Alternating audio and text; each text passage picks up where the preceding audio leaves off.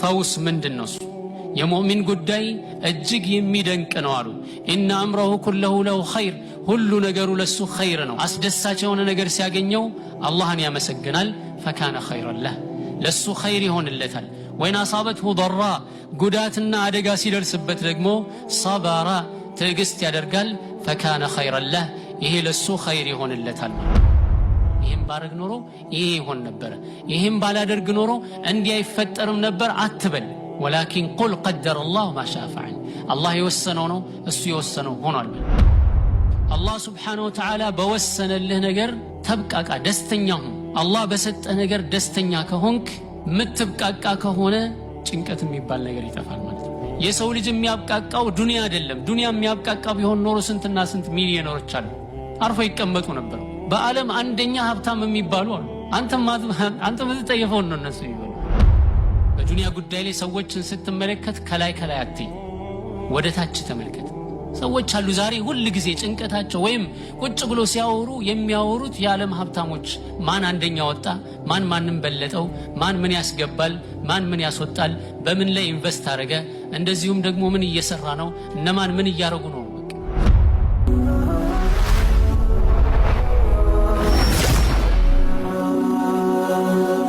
ሰብስክራይብ በማድረግ ቤተሰብ ይሁኑ።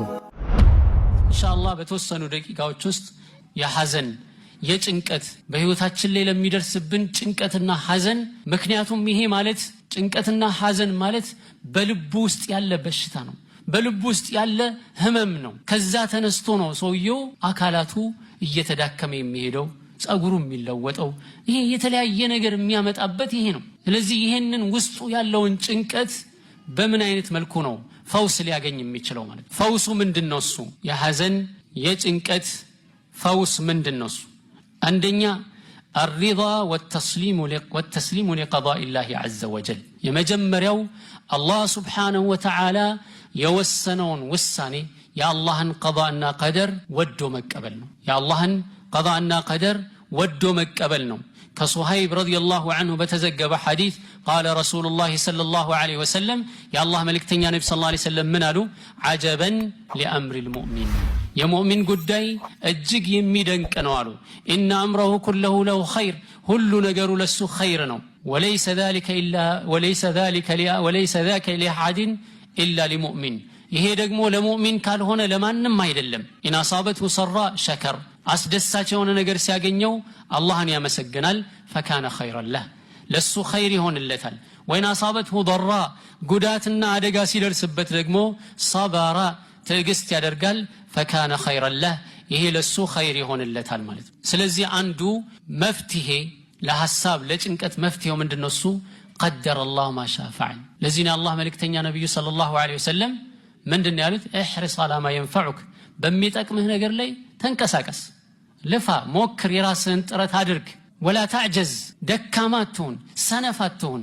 ከዛስ በኋላ የሆነ ነገር በሚደርስብህ ጊዜ ወላ ተቁል ለው አኒ ፈዐልቱ ከዛ ወከዛ ለካነ ከዛ ወከዛ፣ ይሄን ባረግ ኖሮ ይሄ ይሆን ነበር፣ ይሄን ባላደርግ ኖሮ እንዲህ አይፈጠርም ነበር አትበል።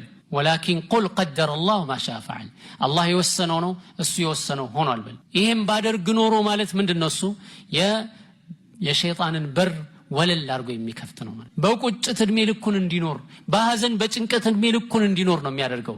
ይሄን ባረኩኝ ኖሮ የሚባል ነገር የለም። ምን ነው ባልተናገርኩ፣ ምን ነው እዛ ባልሄድኩኝ፣ ምን ነው ይሄን ባላነሳው፣ ምን ነው ይሄን ባልሰጠው፣ ምን ነው በቀረብኝ፣ አለቀ። አሁን ቢቅርብኝ ማለት አንችልም፣ አልፏል። ስለዚህ የአላህን ውሳኔ ወዶ መቀበል ያስፈልጋል ማለት ነው። ማንኛውም ነገር በአላህ ውሳኔ ነው የሚሆነው። ሁለተኛው መድኃኒቱ ምንድነው? እሱ ፈውሱ አልቀናዓቱ ቢማ ቀሰመሁ ላህ ለክ።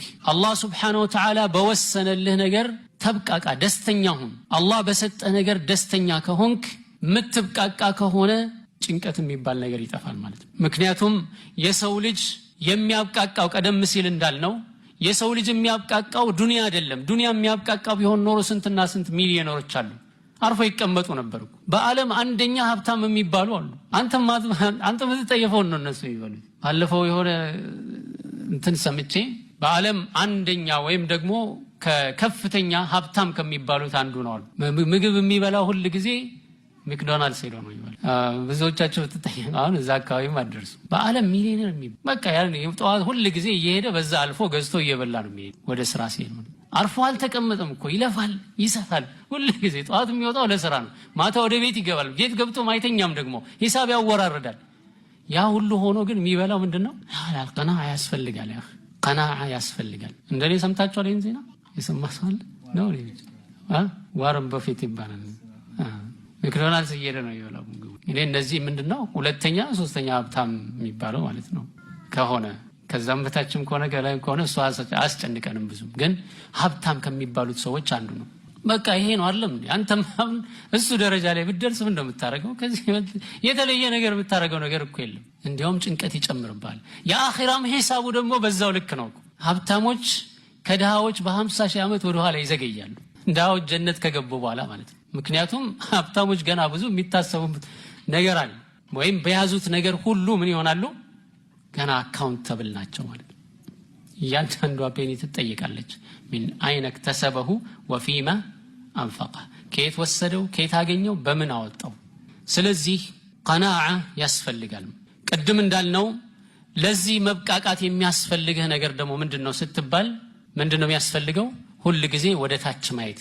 በዱንያ ጉዳይ ላይ ሰዎችን ስትመለከት ከላይ ከላይ አትይ፣ ወደ ታች ተመልከት።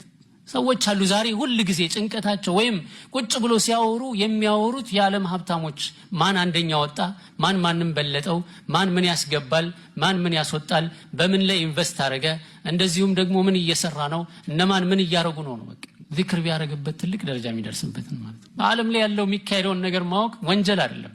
ነገር ግን ጧትና ማታ ስለዚህ ጉዳይ ብቻ ማንሳትና ማውራት እገሌ ተተኮሰ፣ እገሌ ወደቀ፣ እገሌ አለፈ፣ እገሌ በራሱ መብቃቃት አንድ ሰው በቂ ነው ማለት ነው። ሌላውና ሁለተኛው መፍትሄ አልኢስቲቃመቱ ዐላ ዲኒላሂ ዐዘ ወጀል፣ በአላህ ሱብሓነሁ ወተዓላ ዲን ላይ ቀጥ ማለት ያስፈልጋል።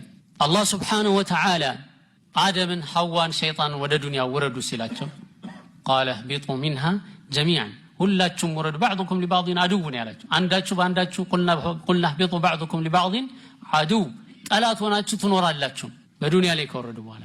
ከነዛ ውስጥ ግን አላህ ምን አለ? ፈኢማ ያእቲየነኩም ሚኒ ሁደን፣ ከኔ መመሪያ በሚመጣላችሁ ጊዜ፣ ነብይ ሲመጣ መመሪያ መጽሐፍ በሚመጣላችሁ ጊዜ ፈመን ተቢዐ ሁዳየ፣ በሌላ ቦታ ላይ ፈመን ተበዐ ሁዳየ ፈላ የضل ወላ የሽቃ፣ የኔን መርሆ መመሪያ የተከተለ የሆነ ሰው ጠማማ አይሆንም፣ እድለቢስም አይሆንም። አኺራን ጀነትን ይወርሳል፣ በዱንያ ላይ ደግሞ ቀጥተኛውን መንገድ ይመራል።